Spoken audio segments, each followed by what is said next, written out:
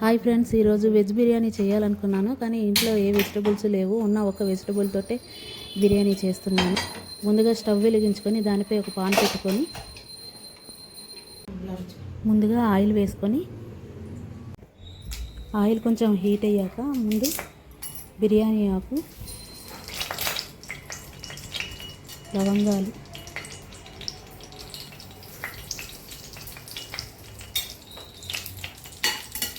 అవి కొంతసేపు వేగాక onion, green chilli, onions fry అయ్యాక క్యాజూ నట్స్ వేసుకొని మరి కొంతసేపు ఫ్రై చేసుకోవాలి. ఆనియన్స్ ఈ కలర్లోకి వచ్చాక టమాటా ముక్కలు వేసుకోవాలి.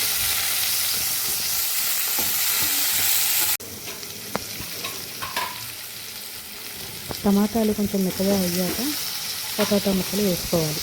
అవి వేసుకొని కొంచెంసేపు ఫ్రై చేసుకోవాలి. ఇవన్నీ బాగా ఫ్రై అయ్యాక జింజర్ గార్లిక్ పేస్ట్ వేసుకోవాలి. అల్లం వెల్లుల్లి పేస్ట్ బాగా వేగాక ధనియాల పొడి,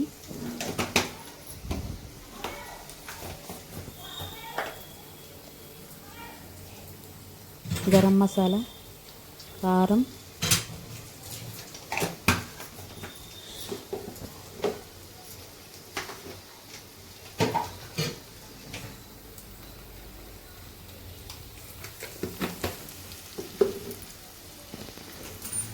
ఇవన్నీ బాగా కలిసేలా కలుపుకోవాలి.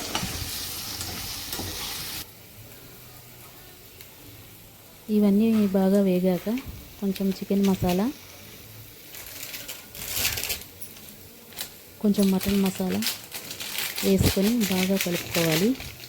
ఈ వెజ్ బిర్యానీకి ఈ రెండు ఇంగ్రీడియంట్స్ మంచి టేస్ట్ని ఇస్తాయి.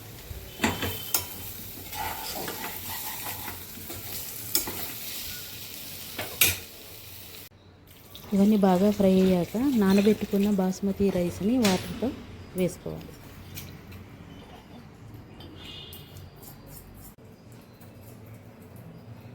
ఏంటి ఇవన్నీ వేసింది, సాల్ట్ వేయలేదు అనుకుంటున్నారా? ఆల్రెడీ సాల్ట్ వేసానండి. మీరు కూడా మీరు ఎంత క్వాంటిటీలో తింటారో అలా సాల్ట్ వేసుకోండి. తర్వాత కొత్తిమీర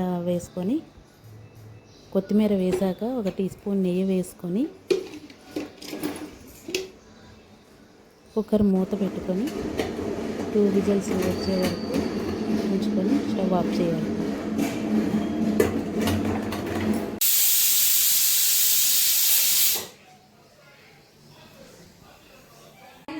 కుక్కర్ చల్లారిపోయింది. బిర్యానీ లుక్ ఎలా ఉందో చూద్దాం రండి ఫ్రెండ్స్. సూపర్ స్మెల్ వస్తుంది ఫ్రెండ్స్, భలే వచ్చింది. ఇప్పుడు మీరు కూడా మీ ఇంట్లో ఇలా ట్రై చేయండి ఫ్రెండ్స్, చాలా టేస్టీగా వస్తుంది. మరి కొత్త రెసిపీతో మీ ముందుకు వస్తాను. Please like, share and subscribe.